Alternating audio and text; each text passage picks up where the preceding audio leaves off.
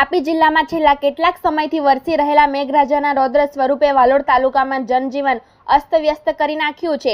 અવિરત વરસાદના કારણે તાલુકાના ગ્રામીણ વિસ્તારોમાં પૂર જેવી ગંભીર સ્થિતિનું નિર્માણ થવા પામેલ છે, જેના લીધે અનેક માર્ગો જળમગ્ન બનતા વાહન વ્યવહાર ઠપ્પ થઈ ગયો છે। બીજી તરફ રોગચાળો ન ફેલાય તે માટે આરોગ્ય તંત્ર પણ હરકતમાં આવી ગયું છે અને અસરગ્રસ્ત વિસ્તારોમાં તાત્કાલિક રાહત કામગીરી શરૂ કરી દેવામાં આવેલ છે।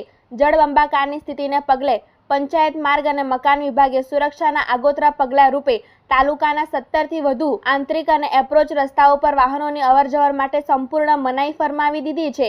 પાણીનો ધસમસતો પ્રવાહ રસ્તાઓ પર ફરી વળતા જે મુખ્ય માર્ગો બંધ કરાયા છે તેની વાત કરીએ તો નનસાડ ઇન્મા બુટવાડા રોડ, ધામોદલા બંગલી ફળિયા રોડ, રાનવેરી નાલોઠા નવી વસાહત રોડ, ડુમખલ એપ્રોચ રોડ અને વાલોડ જગાત નાકાથી શેડી ફળિયા સુધીનો રસ્તો તેમજ દેગામાના વિવિધ ફળિયાઓને સાંકળતા માર્ગો, Butwada Valod Ukai colony road, Valod Butwada road, અલગટ શાહપુર નનસાડ ખાંભલા નવી વસાહત રોડ તેમજ રાનવેરી નાલોઠા કેડકુઈ રોડ, આ ઉપરાંત દાદરિયા એપ્રોચ રોડ પર પણ પાણીની આવક સતત વધતી હોવાથી તંત્રે ત્વરિત પગલાં લઈને સ્થળ પર બેરિકેડ્સ ગોઠવી દીધા છે અને ચેતવણી દર્શાવતા બોર્ડ લગાવી દેવામાં આવેલ છે। વરસાદી પાણી ભરાવાના કારણે દેગામા ગામના હળપતિવાસ જેવા નીચાણવાળા વિસ્તારોમાં જળ ભરાવ તથા રોગચાળો ફાટી નીકળવાનો ભય ઊભો થયો છે। તેમજ દેગામાના કેટલાક વિસ્તારોમાં ઘરોમાં પણ પાણી ભરાઈ જવાની સમસ્યા ઉદ્ભવી છે। આરોગ્ય કર્મીઓએ અસરગ્રસ્ત વિસ્તારોમાં ઘરે ઘરે જઈને લોકોની તબીબી તપાસ શરૂ કરી દીધી છે। પાણીજન્ય અને ત્વચાના રોગોથી રક્ષણ મેળવવા માટે લોકોને ક્લોરીનની ગોળીઓ, ORSના પેકેટો તેમજ નિયામોસિન મલમનું વિતરણ કરવામાં આવ્યું હતું। સાથે જ લોકોને ઉકાળેલું પાણી પીવા અને આસપાસ સ્વચ્છતા જાળવવા અંગે જરૂરી માર્ગદર્શન પૂરું પાડવામાં આવ્યું હતું। સ્થિતિની ગંભીરતાને ધ્યાને રાખીને વાલોડ તાલુકાનું સ્થાનિક વહીવટીતંત્ર, માર્ગ મકાન વિભાગ તેમજ આરોગ્ય વિભાગ સંપૂર્ણ રીતે એલર્ટ મોડ પર જોવા મળી રહ્યું છે। તમામ વિભાગો દ્વારા સ્થિતિ પર 24 કલાક સતત મોનિટરિંગ કરવામાં આવી રહ્યું છે। જિલ્લા તંત્રે તમામ ગ્રામજનોને આગ્રહભર વિનંતી કરી છે કે પાણીના ભારે પ્રવાહવાળા રસ્તાઓ પરથી પસાર થવાનું જોખમ ન ખેડવું, તંત્ર દ્વારા બંધ કરાયેલા માર્ગોનો ઉપયોગ ટાળવો અને સલામત મુસાફરી માટે માત્ર વૈકલ્પિક રસ્તાઓનો જ આશરો લેવો।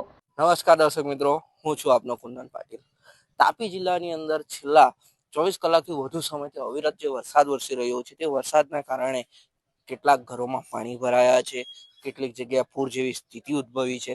ત્યારે દેગામા ગામની અંદર, વાલોડ તાલુકાનું દેગામા ગામની અંદર પણ કેટલાક ઘરોમાં પાણી ભરાયા। લોકોની જીવન જરૂરિયાત વસ્તુઓ કે જીવન વખરીનો સામાન જે આ પાણીની અંદર ખરાબ થયો છે, ત્યારે તેમની સામે સ્થાનિક લેવલેથી સરપંચ, ઉપસરપંચ અને ચૂંટાયેલા પ્રતિનિધિઓ પણ સામે આવ્યા છે। ત્યારે પરિસ્થિતિ શું રહી છે, કેટલા ઘરોમાં પાણી ભરાયા છે, આપણે અહીં સ્થાનિક જે ઉપસરપંચ હાજર છે તેમની જોડે જાણવાનો પ્રયત્ન કરીએ। જી, આપનો પરિચય? યોગેશભાઈ ચૌહાણ, દેગામા ઉપસરપંચ। જી યોગેશભાઈ, આજે વહેલી સવારે જ્યારે લોકોના ઘરમાં પાણી ભરાયા ત્યારે પરિસ્થિતિ શું હતી અહીંયા? હવે પાણી 1, 2 થી 3 ફૂટ જેવા બધાના અમારા 6 હળપતિ સમાજના જે તે વ્યક્તિઓ છે એમના ઘરમાં પાણી ભરાયેલા હતા। આશરે દેગામા ગામની અંદર અલગ અલગ વિસ્તારોમાં ટોટલ કેટલા ઘરોમાં પાણી ભરાયું છે? ના, અમારે કાળિયાભૂત ફળ્યું છે, એમાં પણ મીંઢોળા નદીનું પાણી થોડું ઘણું લાગેલું હતું, પર ઘર સુધી પહોંચી નહીં શકેલું હતું, પણ ઘરની અંદર નહીં ગયેલું, પણ એમના આંગણાઓમાં ફૂલ ભરાવો થઈ ગયેલો। જી, હળપતિવાસની અંદર ટોટલ કેટલા ઘરોમાં પાણી ભરાયું છે? અમારા દેગામા હળપતિવાસની અંદર 6 ઘર છે એવા।